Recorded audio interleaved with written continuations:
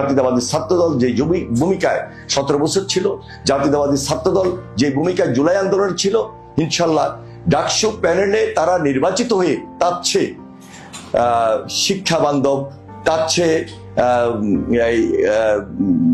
Institute বান্ধব, তার চেয়ে বেশি পরিশ্রম করবে এই বিশ্ববিদ্যালয়ের যারা ছাত্র আছে, যারা ছাত্রী আছে, যারা শিক্ষক আছে, তাদের অধিকার প্রতিষ্ঠা নিয়ে কথা বলা।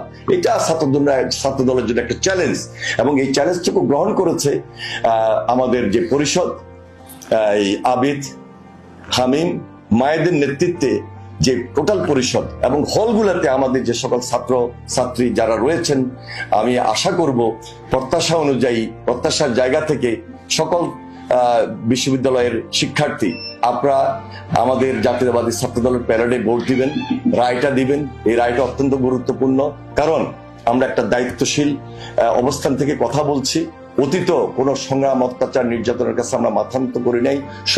সবসময়ে আমরা ছাত্র রাজনীতির ভাবমূর্তি নিয়ে কথা বলেছি। এখনো আমাদের ছাত্রদল ছাত্র রাজনীতির ভাবমূর্তি উদ্ধার করে এবং মেধার মনোনিবেশ ঘটিয়ে